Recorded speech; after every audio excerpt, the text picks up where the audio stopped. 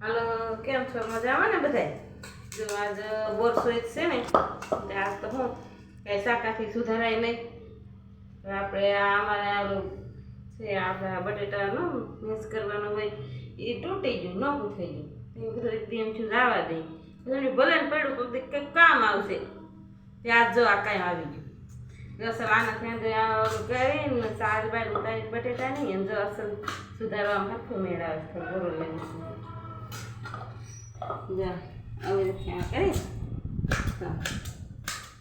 સુધાર નાખ્યું બધું. જો આમાં ચોરી છે, ગુવાર છે, તુરિયું છે, બટેટું છે, દૂધી છે, પછી આપણે આ દૂધીનો સંભારો કર્યો છે તેમાં મરચાં દૂધી એ આમથી ને સુધાર્યું છે.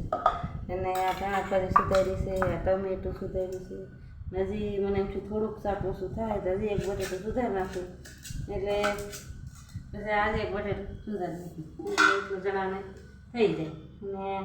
ને ટમેટો કરી થોડુંક આપણે શાકા જેવું તો ન થાય સુધારી પણ આમ થોડુંક એમ કે સુધારાઈ જાય, સરખું થઈ જાય, વાંધો ન આવે.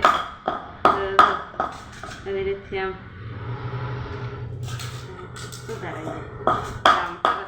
કાંઈ આવી ગયું રાખી દીધું તો સારું કર્યું. કાંઈ આવી ગયું આપણે ગુજરાતીમાં કહે છે ને કે હિંગરો તો હરો કોઈ કાંઈ આવે એની જોડે રાખી મેલું હતું તો સરખું કાંઈ આવી ગયું. સુધારણ તીખા બસા છે અથવા મૂળા છે એને આગળ સુધારી પછી મિક્સરમાં થોડાક અધકચરા ક્રશ કરી નાખશે એટલે એને થઈ જાય મસ્ત ચટણી લીલી.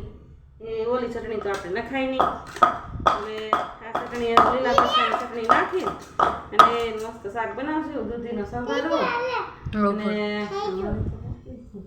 દૂધીનો સંભારો અને જો આ દૂધી સુધારી અને ચટણી બનાવીને નાખ્યું અને પછી બાજરાના રોટલા અને ખીચડી બનાવીને તમારા સાંજે પછી અમારે ત્યાં સવારમાં ગૌ માતાની પૂજા થાય એટલે સવારમાં જ કરી નાખી છે અને પછી સાંજે બનાવીને દી આથમ છે એટલે એને એક ટાણું છોડી નાખશું.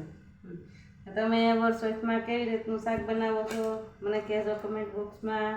ને મારા વિડીયોને લાઈક કરજો, શેર કરજો, સબસ્ક્રાઈબ કરજો. આવજો.